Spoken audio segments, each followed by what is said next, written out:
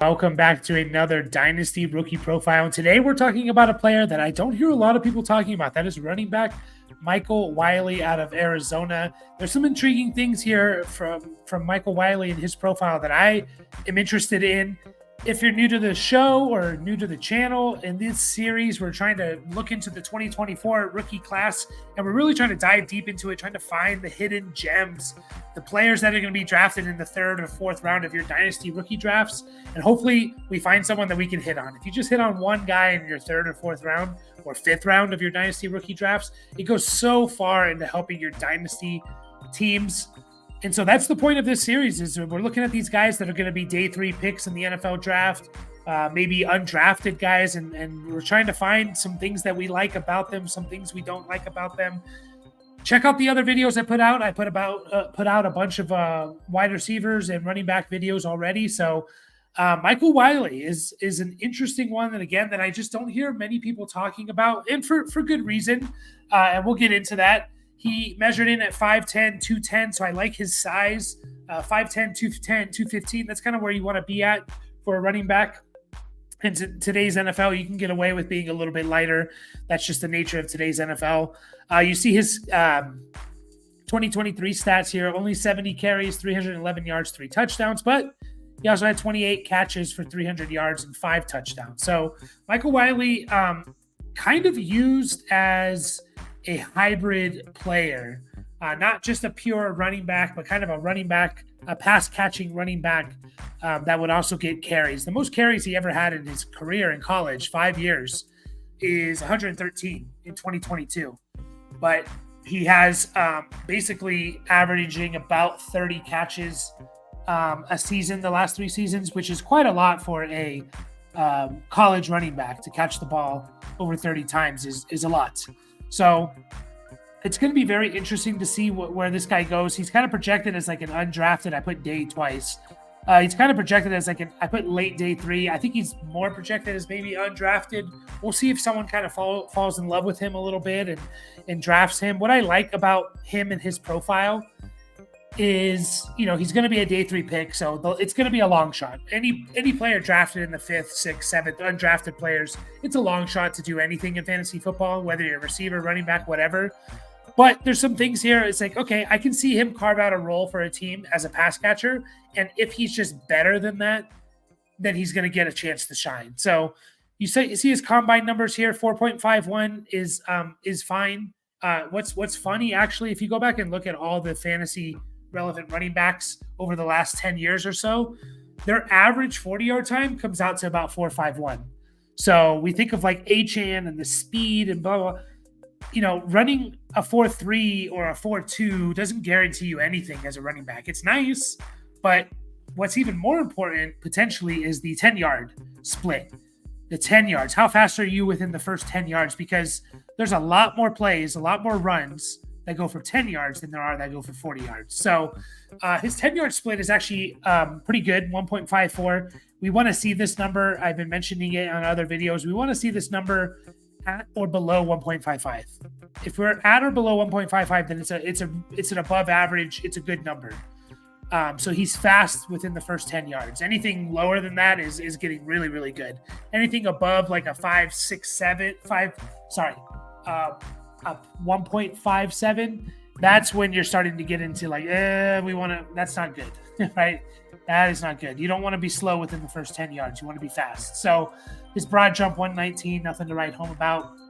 What I love about him, his elusive rating, and elusive rating, once again, is your ability to break tackles. Are you breaking tackles? So he has a really good elusive rating at 115.9. Ideally, we want to see this in triple digits, over 100, 95 at the worst. He's at 115.9, which is one of the better elusive ratings in this class. It's up there with guys like Audric Estime and Jalen Wright, and players like that. So we love to see his ability to break tackles. Breakaway percentage, which is runs that go for 15 or more yards, only 20.5%. Now, again, he only had 70 carries, so that number's a little skewed. Like, you get a better idea of their ability if you're getting 150 plus carries. in my opinion. So, just one carry of either going over 15 or under 15 yards really severely affects the percentage number here. So we would like to see this number closer to 40 or 45%, ideally for running backs. He's at 20 and a half, so not great. But man, something I love about him is his yards per route run. Now, I've been talking about this with the running backs. It's so weird in college football. Offenses generally, there's a lot of offenses that just don't throw to running backs. That's just the fact of the matter. And so if I see a low number in yards per route run for running backs, it doesn't necessarily concern me too much. When I see a high number, though, that makes me really excited, if that makes sense, right? Because college offenses, there could be some offenses that just don't throw to their running backs ever, like Wisconsin, right? But so a low yards per route run for them, I'm not too worried about. But when I see a high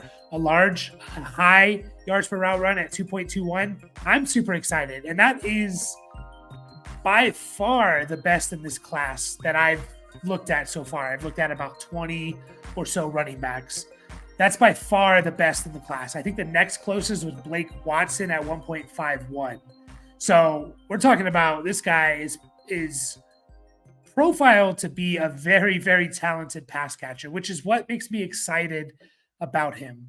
Yeah, I can see him carving out a role for a team. Maybe year one, he's kind of just their pass catcher. He's their Tony Pollard or their Austin Eckler or something like that. And then they realize through, even if you're a pass catching guy, you're going to get carries, right? You're going to get some carries. You're going to get 70, 100, maybe 115 carries over the course of a season. And if they see talent in those carries, they see explosiveness, they see ability to break tackles, they're going to give you more, right? So the fact that he can carve himself out a role, I think is really, really important. Things that we should kind of be looking at, when we get into the late rounds, okay? It's hard, sure. Are there other running backs or wide receivers who are drafted in the 5th or 6th round? It's like, I can kind of see this guy. He has more tools to become a better all-around player, but there's a reason why he was drafted in the 5th or 6th round. Whereas you look at a wide receiver who's like, okay, this guy's going to be put in the slot, right? And he's going to carve out his role there. So he's going to get on the field. He's going to have a better chance. Maybe he doesn't have as high of a ceiling or as high of a chance to be an all-around receiver, but he's going to get on the field and carve out a role, and we'll see from there. We'll see if he's just better than what we expected. So I kind of see that with Michael Wiley. Career dominator. What dominator is your percentage of your team's total offense, yards and touchdowns. What percentage of your team's total offense are you representing? So Michael Wiley, he played in school at 5 years. His first year, he didn't have enough to kind of qualify to be put into this dominator total. So this is his 4 years in college. He's at 22%, which is really good. We want to definitely see this north of 20%. We have to see it above 15%, or it's almost, there's very few quarterbacks who have under 50% career dominator in college that translate to the NFL. So ideally we want to see it over 25%, but 22% is really good. Single season high was at 25%. His breakout age, which is his first season of putting up 15% or more of the team's total offense, I don't know, because I don't know what his age is. I can't find it anywhere. If anyone in the comments or watching this knows, put it in the comments. I cannot find how old Michael Wiley is. It's a little frustrating. I've kind of looked I've looked in several places and can't find it. I assume he played 5 years in college, 2019 to 2023. He played 5 years in college, so I assume he's probably like 23, 24. So he's a little bit older, I assume, which isn't negative for sure. Teams want 21, 22-year-old running backs, not 23, 24-year-old running backs. But again, from where you're going to draft him in the late round or as an undrafted guy, it doesn't really make that much of a difference. Please let me know. If you do find what his age is, please let me know. I think he's at least 23, I would assume, if he played 5 years at college. His PFF grade, his best PFF grade was 82.5, and that's his rushing grade. His receiving grade was top 7 in the nation. I don't know what it is off the top of my head, but it was top 7 out of all FBS running backs. The qualifying running backs, he was top 7. His yards per route run was like top 7 or top 10. So this guy is a talented receiving back. So last thing here, we see yards after contact, 241. which is about 3.44 yards after contact per attempt, which is solid, not great, but solid. 24 missed tackles forced is pretty good with only 70 carries. And then he was pretty split between his plays and zone and gap, about exactly half for those. So overall, Michael Wiley is intriguing. He's a guy I'm probably going to be looking at in the round 4 of my Dynasty rookie draft. Again, depending on where he goes, if he gets draft capital, goes to a solid team, can see him carving out a role, I'm going to take a chance on him because he has some underlying numbers. Again, things we like: the yards per route run and the elusive rating, the production in college. Despite not really having more than 115 carries, he was still producing every year in college. So he never fell below 15% production of his team's offense in a single season. So despite, again, kind of being used as a hybrid third down back, a pass catching back. So in terms of what I've seen on the film from him, again, the pass catching jumps out to you. We've already talked about that. You watch him play, and it makes sense when you see the 10-yard split. You watch him play, and he seems faster than a 4.51.